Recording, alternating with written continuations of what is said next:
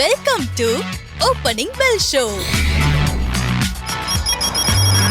வணக்கம் சார். வணக்கம் நிவேதா. ரொம்ப நாள் கழிச்சு நம்ம இப்ப யூடியூப்லயும் நம்ம ஷோ வர ஆரம்பிச்சிருக்குங்க சார். அடுத்தது வீக்கெண்ட் ஷோவும் வரப்போகுது. வீக்கெண்ட் ஷோ 2.0 அந்த ஷோக்கு பேரு. லிசனர்ஸ்க்கு வீக்கெண்ட் ஷோல ஏதாவது கேட்கணும் அப்படின்னா அதை வந்து யூடியூப் கமெண்ட் செக்ஷன்ல அவங்க குவெஸ்டினா போட்டாங்கன்னா அதுக்கு நீங்க வீக்கெண்ட் ஷோல பதில் சொல்லுவீங்க அப்படிங்கறத நம்ம இங்க பதிவு செஞ்சுக்கலாங்க சார். நேற்று திங்கட்கிழமை NSE 211.65 புள்ளிகள் ஏற்றத்திலும் BSE 650.39 புள்ளிகள் ஏற்றத்திலும் முடிஞ்சிருந்துச்சு. வெள்ளிக்கிழமை ரொம்ப பெரிய சரிவோட முடிஞ்ச சந்தை நேற்று நல்ல ஏற்றத்தோடய முடிஞ்சிருக்கு. இந்த ஏற்றம் இன்னைக்கு தொடருங்களா சார்? ஒன்னு வீக்கெண்ட் ஷோ 2.0 மறுபடியும் வரப்போகுதுன்றது it's a good thing. Stock market இல்ல ஸ்டாக்ஸ பத்தி இல்ல ரீசன்ட் ஹேப்பனிங்ஸ் பத்தி மக்களுக்கு தெரியணும். இல்ல இந்த நிகழ்ச்சியை கேட்கறவங்களுக்கு டவுட் இருக்கும், சந்தேகங்கள் இருக்கும். அடிக்கடி பிரிண்ட் வெர்ஷன்ல இந்த கேள்விகள் நமக்கு வரும். நம்ம பதில் சொல்லிட்டு இருக்கிறோம். இந்த பங்கு எப்படி இருக்கும், இல்ல இந்த பங்கு நான் வாங்கி வச்சிருக்கேன், இதுக்கு அவுட்லுக் எப்படி இருக்கும் எக்ஸெட்ரா. ஸோ இப்போ இந்த நிகழ்ச்சிக்குமே இந்த ஓப்பனிங் பெல் ஷோக்குள்ள தொடர்ச்சியான அந்த weekend show 2.0 I think will add a lot of value for investors. Not just for ஒரு அட்வைஸ் கொடுக்கறது மட்டும் இல்லை, but also as a point of learning. அதுதான் இந்த நிகழ்ச்சியோட நோக்கமே. ஆல்ரைட். ஸோ சந்தை குறித்து நம்ம பார்க்கும்பொழுது நேற்றைய தினம் நம்ம எதிர்பார்த்தது என்னன்னா, இந்த வாரத்தோடைய வீக்லி சப்போர்ட் அண்ட் ரெசிஸ்டன்ஸ் பத்தி நேற்றைய பேசியிருந்தோம். இன்ஃபேக்ட் 25,300 25,300 இருந்து 25,600 இந்த ரேஞ்சுக்குள்ளதான் இருக்கும். அந்த 25,300 இல்ல 400 லெவல் சந்தையால நிப்டியால டிஃபெண்ட் செய்ய முடிந்தால் probably a test of 25,600 and then to 25,730 800 லெவல்ஸுக்கு ஒரு பவுன்ஸ் பேக் கிடைக்க வாய்ப்புகள் இருக்கிறது அப்படின்னு பேசியிருந்தோம். இன்ஃபேக்ட் நேற்றைய தினம் நிப்டி சக்சஸ்ஃபுல்லாக அந்த 25,300 to 400 ரேஞ்சுக்குள்ளதான் நேற்றைய தினத்துடைய லோ. ஸோ ஓரளவுக்கு அந்த பேண்ட் லோவர் சப்போர்ட் பேண்டை சப்போர்ட் ஒரு டிஃபென்ஸ் செய்யக்கூடிய ஒரு கேப்பபிலிட்டி நேற்றைக்கு சந்தை நமக்கு நிரூபிச்ச மாதிரி இது எடுத்துக்கொள்ளலாம். First of all. இரண்டாவது, நேற்றைய தினத்தோட ஹை பாத்தீங்கன்னா 25,700 ஆல்மோஸ்ட் 697 25,697 தான் நேற்றைய தினத்தோட high. So almost 25,700 top of the ரேஞ்சையும் தாண்டி நேற்று சந்தை சென்றதை நம்ம பார்க்கிறோம். அதே போல க்ளோஸ் கூட I think was a very strong close at 25,682.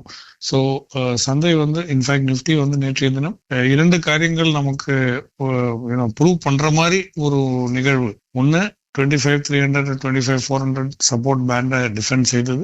இரண்டாவது 25,700 top of the range test செய்து ஆல்மோஸ்ட் டெஸ்ட் செய்து 25,682 அதாவது ஹை பக்கமே க்ளோஸ் செய்வது இட்ஸ் செகண்ட் பாசிட்டிவ். மூன்றாவது கேண்டில்ஸ்டிக் ஃபார்மேஷன் நீங்க பாத்தீங்கன்னா நேற்றைய தினம் ஒரு புல்லிஷ் என்கல்ஃபிங் கேண்டில்ஸ்டிக் அப்படின்னு சொல்லுவோம். புல்லிஷ் என்கல்ஃபிங்னா வெள்ளிக்கிழமையோட அந்த ஒரு கேண்டில்ஸ்டிக்கை முழுவதுமாக கவர் செய்து கம்ப்ளீட்லி என்வலப்ட் அந்த ரியல் பாடி கம்ப்ளீட்டாக என்வலப் செய்து it forms a very bullish pattern. So இந்த மாதிரி ஃபார்மேஷன் வரும்போது ஒரு டர்ன் அரவுண்ட் கிடைக்க வாய்ப்புமே பிளஸ் இருக்கிறது. Plus also it indicates a little buoyancy, அதாவது சப்போர்ட் லெவல் ஒரு ரீஎஸ்டாப்ளிஷ் ஆகுது அப்படின்ற ஒரு இண்டிகேஷனும் கூட இந்த மாதிரி candlestick it's 2 candlestick formation. So இந்த மாதிரி கேண்டில்ஸ்டிக் ஃபார்மேஷன்ல நமக்கு எடுத்துக்காட்டாக இருக்கும். So that also adds a lot of value in the expectation. So இப்போ ஸ்லைட்டா நம்மளுடைய சப்போர்ட் அண்ட் ரெசிஸ்டன்ஸ் இனிமே கொஞ்சம் என்லார்ஜ் பண்ண வேண்டிய ஒரு கட்டம் வந்திருக்கிறது. முதலாவது நம்மளுடைய சப்போர்ட் முக்கியமாக பார்க்க போகுமானால் 25,640 ஃபர்ஸ்ட் சப்போர்ட்டை வைத்து அதுக்கும் குறைவாக நீங்க பாத்தீங்கன்னா 25,580 to 600 லெவல்ஸ் இரண்டாவது சப்போர்ட் இன்றைய தினத்துக்கு. ரெசிஸ்டன்ஸ் சைட்ல 25,730 25,730 to 750 புள்ளிகள் ஃபர்ஸ்ட் லெவல்.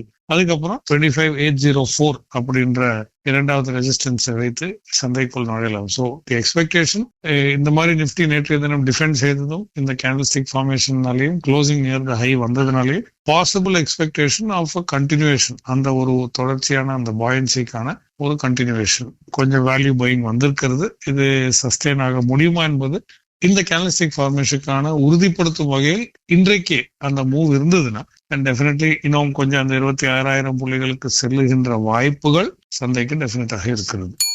ஏசியன் மார்க்கெட்ஸ் எப்படிங்க சார் ஓபன் ஆயிருக்கு?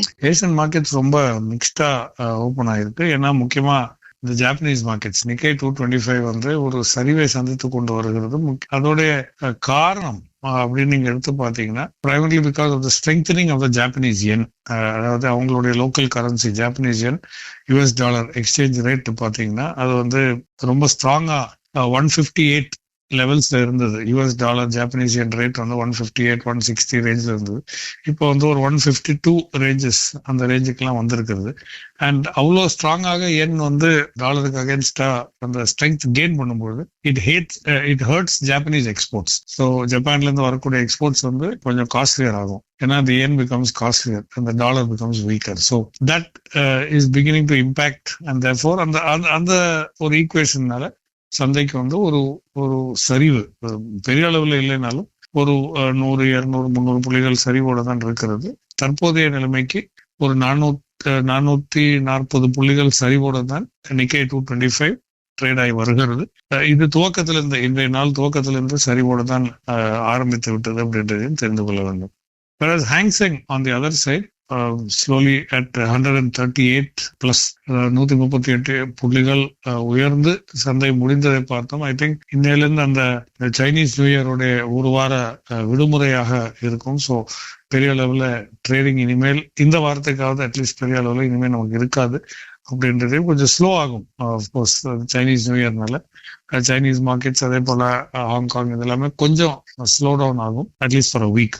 டவ் ஜோன்ஸ் வந்து நேற்றைய தினம் 48 புள்ளிகள் உயர்ந்து சந்தையின் முடிவில் இருந்தது 48 பாயிண்ட்ஸ். பட் அங்கேயும் கூட பார்த்தீங்கன்னா இந்த ஏஐயோட இம்பேக்ட் வந்து பெரிய அளவுல மற்ற பல செக்டர்ஸ், அந்த டிரான்ஸ்போர்டேஷனா இருக்கட்டும், ஃபினான்சியல் மார்க்கெட்ஸ், ஃபினான்சியல் ரிலேட்டட் ஒர்க்கா இருக்கட்டும், பேங்க்ஸா இருக்கட்டும், இந்த மாதிரி பல விதமான லாஜிஸ்டிக்ஸா இருக்கட்டும், இந்த மாதிரி பல விதமான இண்டஸ்ட்ரீஸுக்கு வந்து இந்த ஏஐ டூல்ஸ் நிறைய கண்டுபிடித்து வருகிறார்கள். ஸோ அது வந்து பெரிய அளவுல ஒரு இம்பாக்ட் செய்யக்கூடிய பாசிபிலிட்டிஸ் இருக்கு அப்படின்ற ஒரு எதிர்பார்ப்பு மறுபடியும் அங்க யுஎஸ் சந்தைக்குள் நுழைந்திருக்கிறத நம்ம பார்க்கணும். ஸோ அங்க டவ் ஜோன்ஸ் வந்து கொஞ்சம் கண்ட்ரோல்டா ஜஸ்ட் அபவுட் 48 பாயிண்ட்ஸ் உயர்ந்துதான் அங்க வந்து ட்ரேட் ஆகி நேற்று தினம் வர்த்தகத்தின் முடிவில் இருந்தது. So we are getting mixed signals.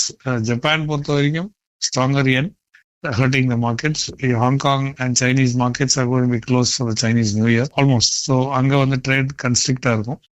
யூஎஸ்ல வந்து மறுபடியும் இந்த ஏஐ சார்ந்த அச்சம், அதே போல நமக்குமே கொஞ்சம் நம்ம சந்தைக்குமே அந்த ஒரு ஃபியர் அண்ட் ஒரு ஓவர் ஹேங் வந்து டெஃபினட்டாக நம்ம சந்தைக்குமே இருக்கிறது. சார், வெள்ளிக்கிழமை நம்ம சந்தை சரிவுக்கு முக்கிய காரணம் ஐடி ஸ்டாக்ஸா இருந்துச்சு. அதுக்கப்புறம் நேத்து காலையிலுமே நீங்க சொல்லும் போது ஏசியன் மார்க்கெட்ஸ் எல்லாமே கொஞ்சம் டவுன்வர்ட்ஸ்ல தான் இருக்குன்னு சொன்னீங்க. அதையும் தாண்டி நம்ம சந்தை நேத்து பாசிட்டிவா முடிஞ்சதுக்கு ஏதாவது காரணம் இருக்குங்களா sir? I think more towards அந்த ஒரு வேல்யூ பையிங் லோவர் லெவல்ஸ்ல வந்திருக்கிறதா அப்படின்றத நம்ம பார்க்கலாம். இரண்டாவது ஐடி செக்டர் வந்து நேற்று பெரிய அளவுல ஒரு சரிவு, அந்த வெள்ளி அதுக்கு முன்பதான நாட்கள்லாம் அந்த பெரிய அளவுல சரிவை சந்தித்த போல நேற்றைய தினம் வந்து அந்த சரிவை சந்திக்கவில்லை. So that is the other side. கொஞ்சம் டவுனா தான் இருந்தது, but there was a little bit of value buying that was happening. And நிறைய முதலீட்டாளர்கள், அது இன்ஸ்டிடியூஷன்ஸா இருக்கட்டும், ஃபண்ட் மேனேஜர்ஸா இருக்கட்டும், இந்த வீழ்ச்சியின் காரணமாக அந்த 25,300 400 லெவல்ல மறுபடியுமே நல்ல வேல்யூபிள் ஸ்டாக்ஸ் அது லோவர் பிரைஸ்ல கிடைக்கும் போது ஒரு வேல்யூ பையிங், பார்கெயின் ஹண்டிங் சொல்லுவாங்க ஆங்கிலத்தில். ஸோ அது வந்து பாசிபிளா நடந்திருக்க கூடும் அப்படின்றதையும் நம்ம ஒரு எதிர்பார்ப்பா வைத்துக் கொள்ளலாம். அதே சமயத்துல நேற்று வந்து 5 நாட்களுக்காக நேற்றைய தினம் துவங்கியுள்ள அந்த ஏஐ சமிட் வந்து டெல்லியில துவங்கி இருக்கிறது. அப்கோர்ஸ் நிறைய இன்ஃபேக்ட் ஆந்த்ரோபிக்கோட ஹெட், அதே போல chat GPT, open AI Sam Altman அவரு, அதே போல மற்ற பல நாடுகள்ல இருந்து leaders and industry leaders are all gathering together to discuss how IT can, AI can impact life and அது எப்படி ப்ரோக்ரஸுக்கு வந்து பயன்படும் எக்ஸெட்ரா. ஸோ அந்த ஒரு அச்சம் மேபி இந்த மாதிரி குறையறதுக்கான வாய்ப்பும் சந்தைக்கு இருக்கிறது. So maybe that fear can be taken off, that AI can be more of a tool. Some impact jobsல வந்து வர வாய்ப்புகள் இருந்தாலுமே AI வந்து it's not going to replace every thing. But மனித குலத்துக்கு அது வந்து ஒரு எய்டாக தான் இருக்கும். அதே சமயத்துல அதுல ரிஸ்க்கும் இருக்கிறது. But it is more as a tool to help and assist, not to replace everything அப்படின்றதையும் I think people begin to understand. So these are the other factors that would have contributed to a small bargain bounce back yesterday. அப்படி அந்த ஒரு bounce back கிடைத்ததுக்கான காரணம் இதுவாக தான் இருக்கும் அப்படின்றது நம்ம எடுத்துக்கொள்ளலாம். Will have to wait. இது வந்து சஸ்டெயின் ஆகுமா இல்லையான்றதான் பார்க்கணும். ஒரு நாள் பவுன்ஸை வச்சு இந்த பேட்டர்ன் வச்சு அந்த கன்ஃபர்மேஷன் இன்றைக்கும் கிடைத்து விட்டால் okay. So then value buying வந்து தொடர்ச்சியாக நடந்திருக்கிறது அப்படின்றது நம்ம எடுத்துக்கொள்ள முடியும். FIS DIS என்ன சார் பண்ணிருக்காங்க? FIS வந்து அவங்களுடைய செல்லிங் வந்து ரொம்ப டிராமட்டிக்கா குறைச்சிருக்காங்க. நெட் செல்லரா தான் இருக்கிறாங்க, பட் டிராமட்டிக்கா குறைச்சிருக்காங்க. 7,000 கோடி வெள்ளி என்று விற்ற FIS வந்து நேற்றைய தினம் 972 crores 972 crores நெட் செல்லரா இருந்தாங்க. ஸோ செல்லிங் தொடர்ச்சியாக நடந்து வருகிறது. But the volume of sale, அதாவது 7,000 இருந்து ஆல்மோஸ்ட் 1/7 குறைஞ்சிருக்கு அப்படின்றது 972 crores குறைஞ்சிருக்கிறது. 972 crores actually that also would have been a factor. ஏன்னா செல்லிங் இன்டென்சிட்டி வந்து குறைஞ்சிருக்குது. அதே சமயத்துல DIS வந்து இப்போ சமீபமா அவங்களுடைய பையிங் வந்து ரொம்ப ஒரு பெரிய அளவுல இருக்கிறது இல்லை அப்படின்றத நோட்டீஸ் பண்ணிட்டே வருகிறோம். இந்த பட்ஜெட் டேல இருந்து தொடர்ச்சியாக பெரிய அளவுல அந்த பழைய மாதிரி ஒரு 5,000 கோடி 4,000 கோடி 6,000 கோடி 8,000 கோடி இந்த மாதிரி பையிங் வந்து அவங்களுக்கு வரதில்லை. எக்ஸப்ட் ஃபார் 1 or 2 days இந்த மிடில் ஒரு 5,000 கோடி தாண்டினதை தவிர்த்து மற்ற எல்லா நாளும் திடீர்னு நெட் செல்லராகவும் மாறுறாங்க. நேற்றைய தினம் பார்த்தீங்கன்னா வெறும் ஒரு 1,666 கோடி மட்டுமே நெட் பையரா இருந்திருக்காங்க. அப்கோர்ஸ் அது DIS விட அதிகமாக தான் இருக்கிறது, இல்லை என்று சொல்லவில்லை. பட் ஐ திங்க் ஓவரால் அவங்களுடைய நெட் பையிங் வந்து குறைஞ்சிருக்கிறது. மேபி இந்த வீழ்ச்சியின் காரணமாக இன்ஃப்ளோஸ், அதாவது நிறைய பேர் வந்து SIP ஸ்டாப் பண்றதுக்கான வாய்ப்பு, லம்சம் குறைச்சிருக்கிறதுக்கான வாய்ப்பு, அதே சமயத்துல கோல்ட் அண்ட் சில்வர் ETFs அங்க ஒரு வீழ்ச்சி நடக்கிற கரெக்ஷன் நடக்கிற காலம். ஸோ அங்க வந்து அமௌண்ட் குறைச்சிருக்கிறதா இல்லை இன்ஃப்ளோஸ் இன்டு ஃபண்ட்ஸ் குறையிறதான்றது we have to observe and determine that. But somehow நீங்களும் அதை நோட்டீஸ் பண்ணிருப்பீங்க. ஆல்மோஸ்ட் ஆன் டெய்லி பேசிஸ் இந்த நிகழ்ச்சி வாடிக்கையா கேட்கறவங்களுக்கு அது புரியும். இந்த குவாண்டம் ஆஃப் DI பையிங் வந்து குறைஞ்சிருக்குது. அண்ட் அந்த வந்து அந்த செக்டரல் சேர்னால காரியமா, அது ஒரு காரணமா, அல்லது முதலீடுகள் குறைஞ்சிருக்கிறதா என்பதையும் we have to wait for and analyze AMFI data to understand it. But DIS வந்து பையரா இருக்கிறாங்க, வால்யூம் குறைச்சிருக்காங்க. FIS வந்து செல்லரா இருக்காங்க, அந்த செல்லிங்கோட வால்யூம் நேற்றைய தினம் குறைஞ்சிருக்கிறது. But this is the current trend of how FIS and DIS வந்து ஃபங்க்ஷன் பண்றாங்கன்றது தெரிஞ்சு கொள்ள முடியும். சர்வதேச சந்தையில தங்கம், வெள்ளி, கச்சா எண்ணெய் எப்படிங்க சார் இருக்கு? நல்ல கரெக்ஷனோட இருக்கிறது. ஐ திங்க் நேற்றைய தினம் யூஎஸ் சில இன்ஃபிளேஷன் டேட்டா எல்லாம் வந்தது. ஐ திங்க் கொஞ்சம் பினைன், கொஞ்சம் ஃபேவரபுளா இருந்த டேட்டா தான் நமக்கு பார்த்துருந்தோம். ஸோ அதன் காரணமாக the expectation for gold and silver prices வந்து அந்த அசெண்டிங் சேனல், நம்ம ஒரு 4-5 நாட்களுக்கு முன்பதாக பேசியிருக்கக்கூடிய அந்த சேனலுக்குள்ள இருந்தாலுமே அந்த சேனலுக்குள்ளார ஒரு வீழ்ச்சியை சந்தித்து வருகிறதை நம்ம பார்க்கிறோம். முக்கியமா தங்கம் வந்து $5,000 குறைவாக, ஒரு அவுன்ஸுக்கு குறைவாக ட்ரேட் ஆகிறதை நம்ம பார்க்கிறோம். இட் இஸ் ஹோவரிங் அந்த 4,900 4,900 per ounceல இருந்து 5,050 per ounce அந்த ரேஞ்சுக்குள்ளதான் ட்ரேட் ஆகி வருது. ஒரு மாதிரி கன்சாலிடேஷன் ஃபேஸ் மாதிரி தெரிகிறது. இப்போதைக்கு பாத்தீங்கன்னா $4,969 ஒரு அவுன்ஸ் அப்படின்ற லெவல்ல ட்ரேட் ஆகி வருகிறதை பார்க்கிறோம். அதே போல வெள்ளியுமே $76 ஒரு அவுன்ஸ் இந்த லெவல்ல ட்ரேட் ஆகி வருகிறதையும் பார்க்கிறோம். ஸோ அங்கேயும் 84, 83 எல்லாம் தொட்டு 78, 79, இப்போ $76 per ounce அப்படின்ற லெவல்ல ட்ரேட் ஆகி வருது. ஸோ அங்கேயும் ஒரு ஹெல்த்தி கரெக்ஷன் நடந்திருக்கிறது. ப்ராபப்லி பிகாஸ் ஆஃப் அந்த த்ரெட் பர்செப்ஷன்ஸ் கொஞ்சம் குறையிறதா அப்படின்றதையும் நம்ம யோசித்து பார்க்க வேண்டும். நேற்றைய தினம் அந்த ரஷ்யா பத்தின ஒரு சில விஷயங்களை நம்ம பேசியிருந்தோம். So there are factors like this that are playing on the markets. It's a healthy correction that is happening there. அதே போல காப்பர் கூட நல்ல ஒரு கரெக்ஷன். 5.97 இருந்த காப்பர் ஒரு பவுண்டுக்கு தற்போதைய நிலைமைக்கு $5.74 per pound.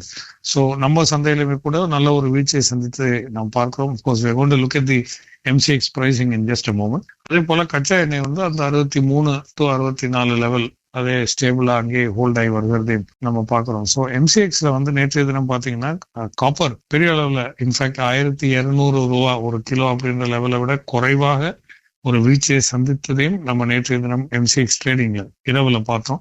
ஸோ இப்போ வந்து $1,199 ஒரு கிலோ அப்படின்ற லெவல்ல ட்ரேட் ஆகி வருகிறது. அதே போல வெள்ளி பாத்தீங்கன்னா 1 கிலோ வெள்ளி வந்து நேற்றைய தினம் எல்லாம் 2,39,000 2,40,500 அந்த லெவல்ல ட்ரேட் ஆகி வர்றதையும் பார்க்கிறோம். And we are now stuck at 2,40,000 2,40,000 அந்த ரேஞ்சில் ட்ரேட் ஆகி வருகிறது. 10 கிராம் தங்கம் வந்து 1,55,000 ஸோ 1,55,000 அந்த ரேஞ்சில் ட்ரேட் ஆகி வருது. அண்ட் க்ரூட் ஆயில் இன்ஃபேக்ட் நம்ம 5,958 அதாவது 5,900 5,800 ஒரு பீப்பாக்குன்ற லெவல் இருந்ததே நம்ம ஞாபகம் வைத்திருப்போம்.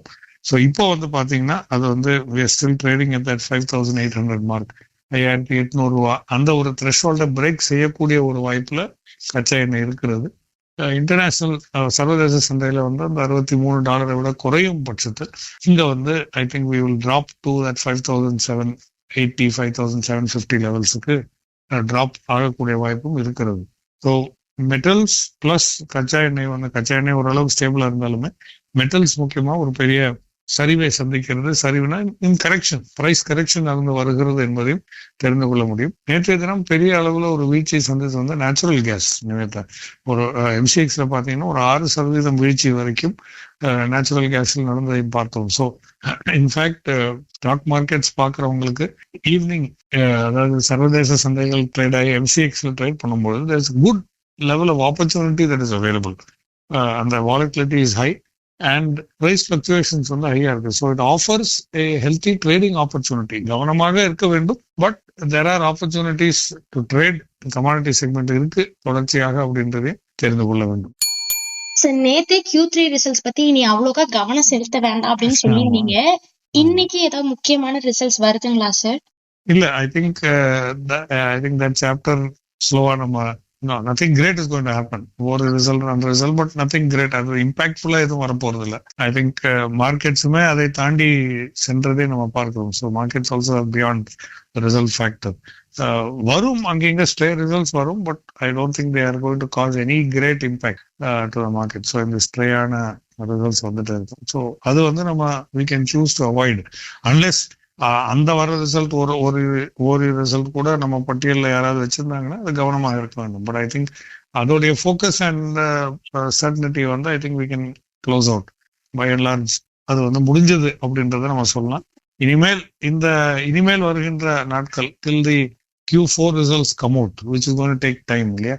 அது வந்து ஏப்ரல் 2வது வாரத்துல இருந்தா அந்த Q4 ரிசல்ட்ஸ் வரும். So from now till then it is going to be market dynamics, international play, geopolitical issues, commodity prices, trade policy, இந்த மாதிரி விஷயங்கள் தான் இனிமேல் நமக்கு வந்து பெரிய அளவுல இம்பாக்ட் செய்ய போகிறது என்பதையும் தெரிந்து கொள்ள வேண்டும். இன்னைக்கு கவனிக்க வேண்டிய பங்குகள் என்னென்னங்க சார்? நேற்று நல்ல ஒரு பவுன்ஸ் பேக் கிடைச்ச சந்தையில ஹை டெலிவரி ஸ்டாக்ஸ் முக்கியமா பார்க்கணும்னா SBI card, Kotak bank, Ambuja cement, L&T, Axis bank, Bharti Airtel, Hindustan Unilever, Apollo hospital, Mankind pharma. Long buildup பெரிய அளவுல நேற்று வந்து ரொம்ப குறைவா இருந்ததையும் எக்ஸசிவ் ஷார்ட் பில்டப் இருந்ததை பற்றியும் நான் பேசியிருந்தேன். 100க்கும் மேற்பட்ட பங்குகள் வந்து ஷார்ட் பொசிஷன்ஸ் இருந்திருக்கு. ஏன்னா வெள்ளிக்கிழமை வீழ்ச்சி நடந்தது. அதே குறித்து ரொம்ப முக்கியமான ஒரு விஷயத்தை அண்டர்லைன் பண்ணி மறுபடியும் நான் அழுத்தி சொன்னேன். ஷார்ட் பொசிஷன்ஸ் பில்ட் ஆகும்போது குறிப்பிட்ட சப்போர்ட்ஸ் பிரேக் ஆகவில்லை என்னால் ஷார்ட் கவரிங் பவுன்ஸ் பேக் அந்த ஷார்ட் கவரிங்லாம் நடக்க வாய்ப்புகள் இருக்கிறது. ஸோ நேற்றைய தினம் அதையும் அந்த பவுன்ஸ் பேக்ல மிக்ஸ் செய்துதான் நமக்கு சந்தைக்கு ஒரு ஏற்றத்தை கொடுத்திருக்கிறது என்பதையும் தெரிஞ்சு கொள்ள வேண்டும். ஸோ இப்போ பாத்தீங்கன்னா long buildup of stocks F&O செக்மெண்ட்ல வந்து இப்போ 70 பங்குகள் கிட்ட இருக்கக்கூடிய பட்டியல் நேற்றைய தினம் வந்து ரொம்ப குறைவா இருந்தது. So we have almost 70 stocks here. So that means long positions மறுபடியும் அந்த வேல்யூ லெவல்ல வந்து கொஞ்சம் பில்ட் ஆகி இருக்கிறது அப்படின்றத தெரிஞ்சு கொள்ள வேண்டும். ஷார்ட் பொசிஷன்ஸ் அங்க கவர் ஆயிருக்கும் F&Oல. ஸோ லாங் பில்டப் பெரிய நடந்திருக்கக்கூடிய ஒரு சில பங்குகள் வந்து Swiggy, astral, persistent systems, KPI tech, OFSS, Mphasis, Tata LXi, union bank, Zydus life.